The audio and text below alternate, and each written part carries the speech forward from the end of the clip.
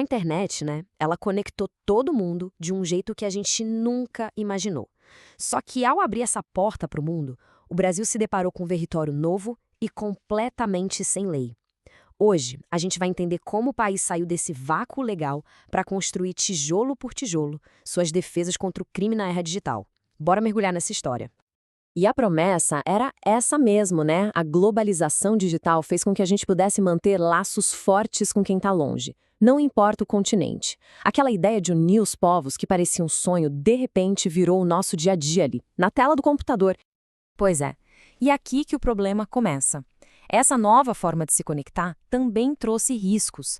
O mesmo espaço que unia as pessoas também abriu uma porta para novos tipos de crime, muitas vezes com os criminosos escondidos, achando que ninguém ia descobrir. Aí a pergunta ficou no ar, né? Como é que a lei ia dar conta desse mundo novo? Olha, no comecinho da internet no Brasil, a coisa era tipo Velho Oeste. A gente estava muito vulnerável por uma razão bem simples. Não existia lei específica para isso. E claro, os criminosos perceberam essa brecha na hora e começaram a explorar. E o grande obstáculo era esse princípio aí que está tanto na nossa Constituição quanto no Código Penal. Basicamente, ele diz que uma pessoa só pode ser punida por algo que já era considerado crime pela lei antes dela cometer o ato. É uma garantia super importante para todo mundo, mas no mundo digital isso virou um problemão. E como é que isso funcionava na prática? Bom, invadir um computador para roubar fotos não era crime de invasão. Ofender alguém online era super difícil de rastrear e punir. E os maiores alvos não eram as grandes empresas, não. Éramos nós, pessoas comuns, que guardávamos a nossa vida, fotos de família, senhas, documentos, nos computadores de casa, sem muita proteção.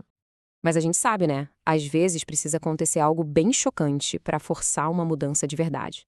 E no Brasil, a luta contra o cibercrime tem um nome e um rosto, que acabaram acelerando a criação de leis. A gente está falando, claro, do caso da atriz Carolina Diekman. O que começou como uma violação da intimidade dela, algo super pessoal, virou uma discussão nacional sobre a urgência de proteger todo mundo no ambiente digital. Vamos relembrar o que aconteceu. Primeiro, invadiram o computador dela. Depois, roubaram dados muito pessoais. Aí tentaram extorquir, pedindo dinheiro. E como ela não cedeu à chantagem, vazaram tudo na internet. Mas o ponto-chave é que, na época, os caras foram processados por furto e extorsão, mas não pela invasão em si. Por quê? Porque invadir um computador, como a gente viu, ainda não era um crime previsto na lei. Essa fala da própria atriz resume tudo. A dor pessoal dela mostrou uma ferida que era de todo mundo e uma falha grave na nossa lei. A discussão deixou de ser só teoria. Ela passou a ter um custo humano, real, que todo mundo podia ver.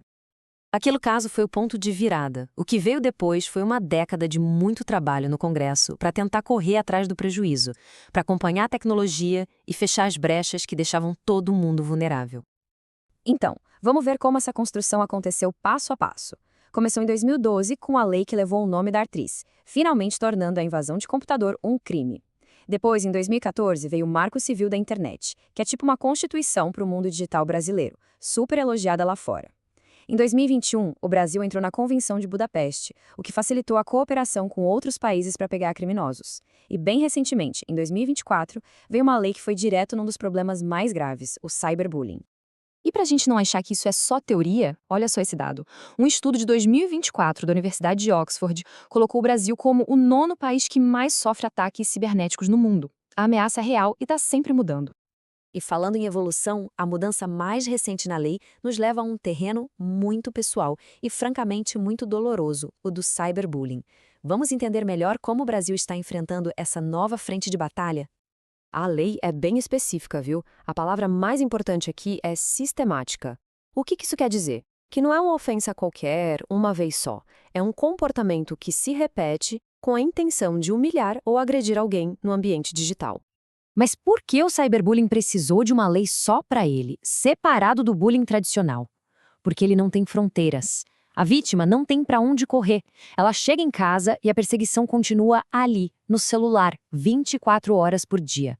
O agressor muitas vezes se esconde no anonimato e o ataque pode viralizar e ser visto pelo mundo todo em segundos. E a lei reflete bem essa diferença na gravidade das penas. Para o bullying, a pena é de multa. Agora, para o cyberbullying, a pena salta para prisão de 2 a 4 anos mais multa. É um recado bem claro do legislador sobre a seriedade da violência no mundo digital. E por trás desses termos da lei, tem gente de verdade, tem histórias reais, como a de um menino de 13 anos que era xingado online por causa do peso, ou a de uma influenciadora que, depois de ser cancelada, desenvolveu crises de ansiedade. O impacto psicológico disso é devastador. Criar essas leis foi um passo enorme, sem dúvida, mas a luta pela segurança digital, essa está longe de acabar. Na verdade, agora ela entra numa nova fase que precisa da ajuda de todo mundo. Pensa assim, as leis são o alicerce, as regras do jogo. Elas dizem o que não pode e qual é a punição. Mas construir um ambiente digital que seja realmente seguro depende de muito mais do que só um texto na lei. Essa responsabilidade é dividida. O Estado tem que fiscalizar, as famílias e as escolas têm o papel fundamental de educar. A sociedade inteira precisa valorizar a empatia, não o lixamento virtual. E, claro, cada um de nós tem que cuidar melhor dos próprios dados. Sabe, essa frase, atribuída a Einstein, resume bem o desafio. A tecnologia avança numa velocidade absurda, mas a nossa capacidade de usar tudo isso com sabedoria, com empatia, com ética, parece que fica para trás. E isso nos deixa com uma pergunta para o futuro. Hoje, a gente já fala de deepfakes, de manipulação por inteligência artificial, de golpes cada vez mais sofisticados. A legislação que temos hoje foi uma resposta às crises de ontem. A grande questão é: será que a gente está se preparando para construir as defesas para as crises de amanhã?